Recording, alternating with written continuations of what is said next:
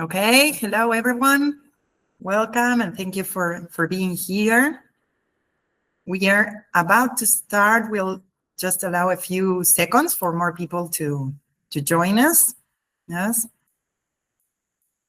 We know that today we have people from, well, a lot of them from Argentina, but there are also some people joining us from Mexico, from France, from Egypt. So welcome everybody there. We'll be starting in just a few seconds.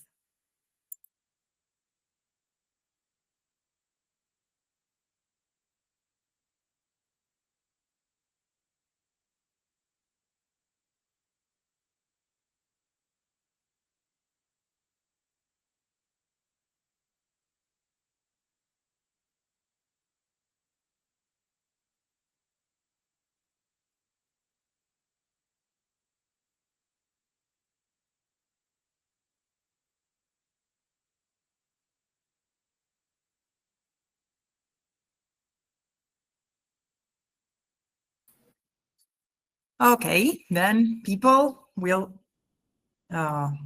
get started then. Now, well, thank you very much for being here with us today. My name is Florencia, and I work as a learning analyst at TVO Lab. And as part of our training solutions, we wanted to offer this brief session to share with you some practical tips and insights for you to be able to land your next job successfully. Yes. Today we are joined by three very special speakers from our recruitment team at TVO. They are Emilia Chiesura, Virginia Moratorio, and Camila Paira, who will be explaining in a few seconds the amazing job that they do here at TVO, and they will tell you a bit more about themselves. I will now just mute myself. I will be here in case you need anything, but there will be, towards the end, a form for you to complete where you will be able to leave any questions you may have. I will now hand it over to the girls, to Veer in particular, who will be guiding you through today's webinar, okay? Thank you very much, Flor. We are very happy to be here today. But before we start, we want you to tell us how is your current job searching going using one emoji reaction right now. So tell us if you feel excited, maybe successful, scared, frustrated, confused, poorly. Okay, choose one emoji reaction and use it. Great. Okay, fantastic. We see a mix of feelings in the chat, so which is exactly why we are all here today. So let's get to work. Okay, hi and welcome from Zero to Hire, tips for landing your next job. We are really happy to have you here today. This space was created especially for those who are just starting or in your professional journey, if you are just recently graduated, changing careers, or looking for your first big opportunity. Before we jump into today's topic, let's take a moment to introduce ourselves. Hi everyone again, my name is Virginia Moratorio. I'm a psychopedagogue and I started my career in talent acquisition here at TVO 2 years ago. So I know exactly how it feels to be at the beginning of your career path, searching, learning, and figuring out how to stand out. That's why I'm really excited to share with you what we have learned along the way. Hello guys, I'm Camila Paira, also part of the talent acquisition team at TVO, and I've been working in the recruitment and the talent team area for about 3 years now, and I'm passionate about helping candidates find roles where they can grow. And I am Emilia Chiesura, talent acquisition coordinator at TVO. I am also a psychologist, and I have been part of this company for over 6 years. During this time, I have the chance to meet amazing professionals at different stages of their careers, and I have learned that the first steps are often the most challenging, but also the most exciting. So today we want to give you practical tools to make your job search smoother, smarter, and a little more fun. But first, let me present you more about TPO. We are a global company focused on connecting talent and technology across different industries, and we believe in helping people grow, learn, and build meaningful careers. And that's exactly the spirit behind today's webinar. Exactly. So whether you are still figuring out how to start, or improving your CV, or preparing for your first interview, this webinar is for you. Let's get started with the first part, how to approach your job search strategically and make sure that your next apply gets noticed. Okay, I think we all know that to open doors, we need the right key. And when we're looking for a job, sometimes it happens that we have a key, but it doesn't open any doors. So using the wrong key in your job search can be very frustrating and of course, exhausting. So to start this webinar, we would like to share with you some essential keys, the ones that actually work, to unlock professional opportunities. And one of our biggest key is our CV. We need to have a good CV. And here is the first tip.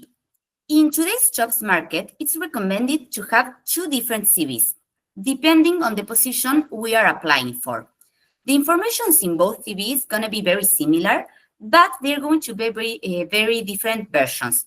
Because applying to a large company or a big corporation is not the same that applying to a small company. The process in both cases are often very different. When we apply to a large company, it is good to know that most of the time, the initial filter is done by AI. By contrast, in a smaller company, the CV is read and evaluated by a person. So it is good to have one CV that people love and another one that software approves. So what should these CVs be like? Let's start with the first CV we mentioned that we are going to call the CV ATS friendly. This format must be specifically designed to be passed by the initial screening done by the ATS. What is an ATS? It's an applicant tracking system that are the software programs that large companies use to scan and rank thousands of resumes. The problem that the ATS doesn't read the design. It only searches for plain text and keywords. So if your CV is filled with too many graphics, tables, or complex text boxes, the ATS may fail to properly capture your key information. So we said it needs keywords. What are keywords?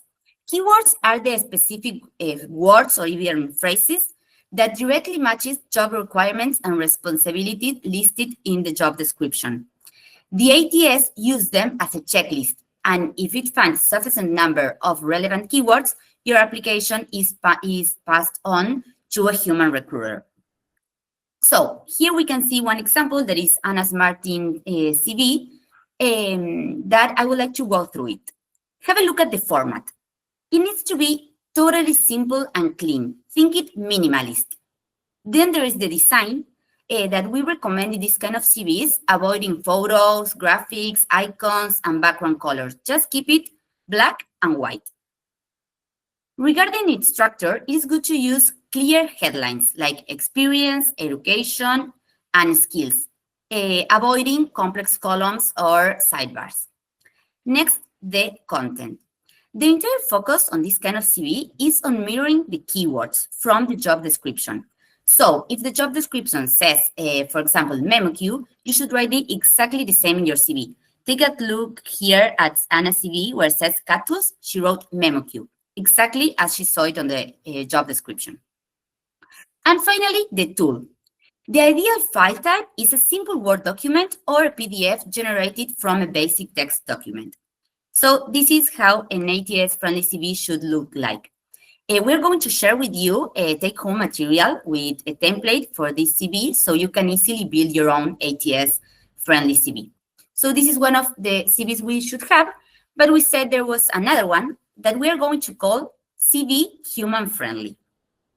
As we said before, this format is designed to be read and evaluated directly by a person, maybe the agency owner, the hiring manager, or even a recruiter at a small agency.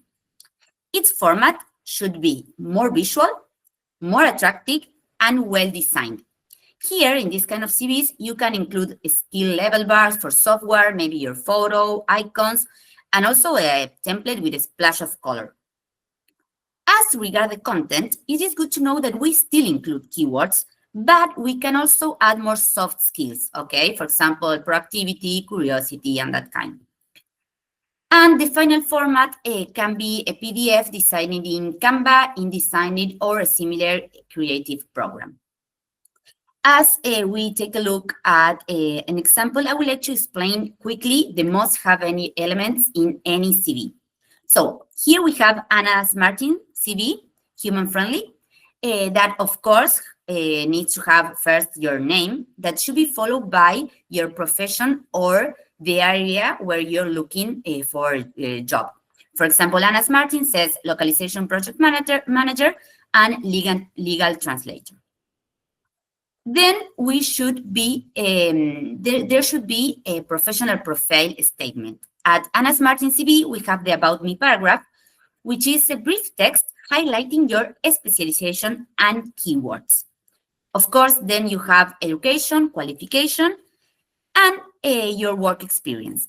In your work experience, you should put your position, the company, the years, followed by your responsibilities and achievements in each position. And finally, of course, your core skills and key abilities. So now that we have optimized our CVs, we have one of the biggest key. But in today's digital world, a single key is not enough. We need a digital duplicate that works 24/7, searching for opportunities for you. And this is our second, and I will also say that is our master key today. That is LinkedIn. You know that there are 1 billion profiles on LinkedIn around the world. That's a lot. So how do you make sure a recruiter will find yours? Well, it's very important to know that LinkedIn is not just a repository, a data repository. It's like our personal branding machine that works as the best tool for you to search, but also for you to be found. So I would like to share with you 4 tips for having a captivating LinkedIn profile.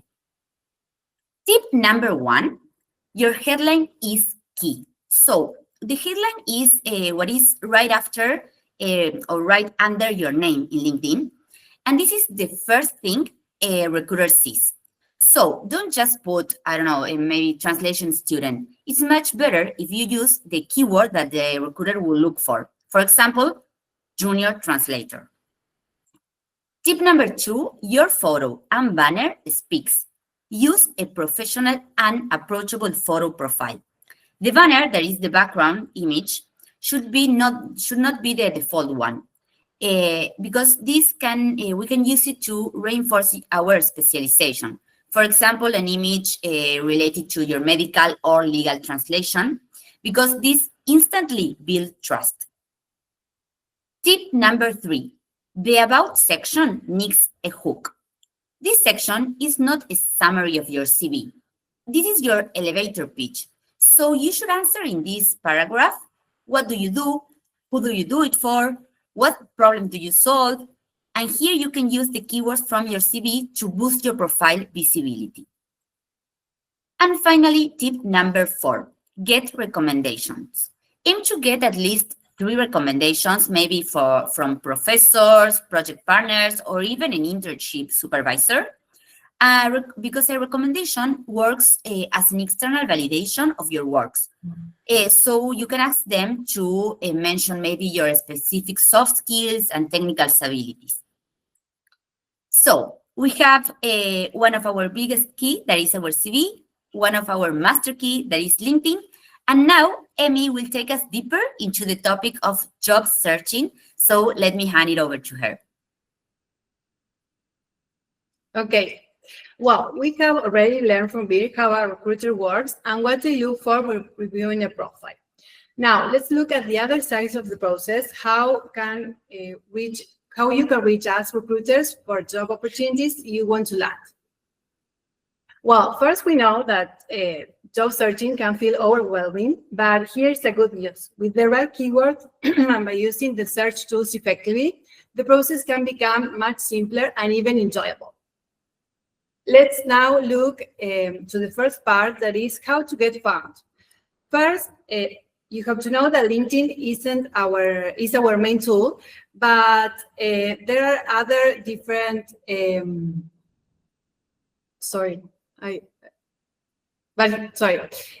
First, let's talk about LinkedIn. It's our main tool. As recruiters, well, I say that we don't find profile by chance, we use keywords. So if you're looking for your first job, try thinking about different variations of the role you're interested in. For example, if you're interested in marketing, don't just write marketing. You can add terms like, for example, marketing assistant or social media intern, or maybe for administrative roles, don't limit yourself to administrative assistants. You can try with keywords like billing, like accounts payable. So here, the more variations you include, the easier it will be for us, for recruiters, to find you and for you to find more opportunities. Well, here are some important tips. First, that the same role can have different titles. For example, project manager might also appear as coordinator or specialist. If you search using only one term, you might miss some opportunities. And here is the key point, that is quality over quantity. Target those companies, 5, 6 companies or places where you really want to work. It's better than sending a lot of CVs without strategy. Also, a practical tip is to use LinkedIn Career Explorer to discover related positions and new keywords. Well, let us now move to job boards and platforms. Okay, as I mentioned before, LinkedIn isn't the only tool. There are other platforms that can help you to reach more opportunities. For example, here we can see as general platforms like Indeed, Glassdoor, or industry-specific platforms like in tech or in marketing, Trabajan.com, or if you're looking for freelance opportunities, more opportunities, for example, Upwork. So as you can see, there are a lot of great sites out there. And don't worry, because we will also include the full list in your take-home material. The key here is to combine all these resources with your professional network and personal contacts. The ideal is to have a multi-channel strategy combining professional networks, job boards, and personal contacts. Well, let's now see how to apply. When it comes to applying, sending CVs isn't enough. It's important to have an active LinkedIn. This means showing activity. So, for example, if you took a course, updated, if you see posts relevant to your field, comment, engage, connect with people or recruiters from the companies where you would like to work or where you would like to apply. So the key here is consistency. The more you interact, commenting, sharing, joining professional groups, the more your visibility grows and the better your networking opportunities. Now, let's take a moment and ask yourself these questions. If a recruiter checked my LinkedIn today, what would they see first? An empty profile or an active professional? Think about this question. Once you know your LinkedIn represents you as an active professional, it's time now to focus on your CV. Here are also some important tips. When sending your CV, your application must feel personalized. So if you can send it by email, it's always a plus. Use a clear subject with the name, with the job title. In the email body, mention the company. You can add a line showing that you know the company and always attach your updated CV. Well, as we mentioned before, it's always important to differentiate context when sending your CV. For example, when applying to large companies, keep in mind that they often use ATS systems. So this means your CV should be clean, include relevant keywords, be simple. And by contrast, if you apply to smaller companies or agencies, they prefer a more visual CV that highlights your personality and key achievements. Well, I mentioned before that it's important to stay consistent. But remember that job searching takes time. So give yourself the time. It's always better to spend 15, 20 minutes daily searching and applying than sending a lot of CVs and doing nothing afterward. And here is also an extra tip. Keep track of where you have applied. Maybe you can have a spreadsheet with columns, with the position, with the company, date of application, status, the next steps. This will help you to follow up and stay organized. Well, also this will be included in the take-home material. Okay, let's now see how to boost your search. Today, AI can be a powerful ally to make your search more strategic and even enjoyable and save time. Well, you can copy, for example, if you're interested in a job description, you can copy and ask AI, show me the keywords I should include in my CV for this role. Or maybe to understand which skills to develop, you can ask, what are the most in-demand skills for this role or for junior roles in my field? And what free courses can I take to improve them?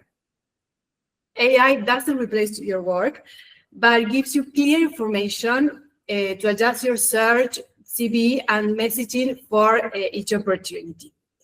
Remember that job searching isn't just sending CVs, it's about, as I mentioned, building visibility, presence, professional network. So the more consistent, active you are, the faster you will connect with the right opportunity. Great. Well, once you have created the opportunity, the next step is to prepare for the interview to make the best possible impression. So now let's welcome Cami, who will guide us through preparing for interviews. Well, guys, hi again. Getting ready for an interview can make a huge difference in how you present yourself and how confident you feel. So I will give you some practical steps to help you make a great impression and communicate your potential. So first thing to be considered is your environment, because it's essential to make sure you have a stable internet connection and choose a quiet space free from noise or interruptions. This may seem obvious, but many interviews go wrong because of distractions that could easily be avoided. So imagine, for example, that you are answering an important question and suddenly someone walks into the room or your Wi-Fi connection drops. So situations like this can make you feel nervous and leave an unprofessional impression. So it's worth preparing your space in advance, checking your connection, letting know those around you that you will be joining an important call. And moreover, preparing yourself mentally is equally important too. So even if you don't have formal work experience, that's fine. So instead of focusing on what you lack, highlight what you do have. So, for example, motivation, willingness to learn, enthusiasm, and recruiters deeply value people who bring a positive attitude and genuine energy. So think carefully about how you can communicate that in your answers. And to help you with this, you can practice with online tools such as Google's interview warm-up, or even ask AI like ChatGPT or Gemini to simulate a mock interview so you can anticipate possible questions and prepare confident responses that reflects who you are. And at the same time, getting to know the company and the role you are applying for is a crucial part of a good preparation. So carefully read the job description and take the time to research the organization, because this will not only help you prepare better, but also will show genuine interest. So you can visit the company's website and the social media pages the company may have to learn more about their mission, their values, and if they have any current projects. And if there's something in the job description that you don't fully understand, you can ask AI or even the recruiter directly during the interview. So when expressing your motivation, go beyond generic statements too. Instead of saying, for example, I want this job, try something more authentic, such as I researched your organization and found that your values align with mine and with what I want to learn at this stage of my career. And Another key aspect of interview preparation involves reflecting on your past experiences and the challenges you have faced. So you know that recruiters often ask questions about difficult situations, but this is to understand how you handle pressure and what you learn from adversity. The goal here is not to seem perfect, but to demonstrate that you can think critically and grow from your experiences. For instance, if you want to highlight your time management skills, you could say, balancing my studies with other activities taught me to prioritize tasks and create methods to ensure I meet all my responsibilities. In every case, you have to focus on the lessons you learned and how they helped you improve. And I think that equally important is the ability to engage the recruiter with thoughtful questions. So having questions ready shows curiosity, interest, commitment, all of which are highly valued by employers. And since it can sometimes be difficult to think of questions on the spot, it's best to prepare a list beforehand. You can even use AI to help you generate ideas based on the job description and the company profile too. So you can consider asking questions such as, how is the team organized? What does the company culture look like? Or what qualities are the most important for success in this role? Such questions not only demonstrate your engagement, but also will help you determine whether the organization is a good fit for you. And this is very important too. And finally, you have to remember that the interview process doesn't end when the call does. So following up appropriately is an important step that reflects professionalism. A simple thank you email to the recruiter can make a positive impression because it shows gratitude for the opportunity and reinforces your interest in continuing with the process. So when the recruiter contacts you too with updates or the next steps, make sure to respond promptly to keep communication efficient and clear. And on the other hand, if you decide not to continue in the process, it's essential to let them know because ghosting the recruiter is considered unprofessional. And similarly, if you are unable to join a scheduled call, always notify them in advance. So guys, to ramp up, preparing for an interview goes beyond memorizing answers. It's about understanding your own story, presenting yourself confidently, show authentic interest in the company and the role. And with the right environment, mindset, and preparation, you will be able to communicate your value clearly and make a strong professional impression. So I've seen that many of you are currently working in the translation and localization industry, and that sometimes some of you are also studying or recently graduated or looking for a new job opportunity. And I hope this information helps you prepare better and feel more confident in moving forward. So thank you for listening. Well, we are already at the end of our webinar. Thank you so much for joining us. Yes, we hope you found some practical tips and you can actually use them. So let's do a quick recap. Okay, first your CV. Make it clear and don't forget the keywords. Big companies, ATS friendly. Small companies, show your personality. And don't forget LinkedIn, your master key. Keep it active, comment, connect, share. The more you show up, the more people notice you. And when you're looking for a job, remember, quality over quantity. Focus on the companies you really want to work for. Use multiple platforms and track your applications. And with the interviews, that's your moment to shine. Prepare your space, know the company, show your motivation, and let your attitude do the half of the work. Exactly. And don't forget, AI tools, career explorers, networking, all of these can help you to be smarter in your search.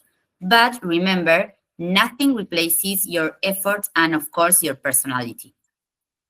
Thank you again for joining us. And remember that your journey has just started. So stay curious, confident, and proactive because we believe in you. Thank you. Thank you, guys. Well, thank you, girls. Thank you very much for sharing all these valuable insights. Then I think we all learned a lot from your experience and everything you share. Then, well, you can scan the QR code there to share your feedback with us. And at the same time, there's a space for you for, in order to ask any questions you may have. And at the same time, we will be able to send you the take-home material that the girls mentioned throughout today's presentation. And it's really, really very useful because they have included all the templates that they just shown and the job application tracker, some lists for the job platform. So we will be sending them in the next few hours for you to keep it and make use of it. All right. But well, that would be all from us today. Thank you so much for being here. And we hope you had a very nice rest of the day there. Bye-bye, people. Thank you. Bye-bye. Bye-bye. Thank you.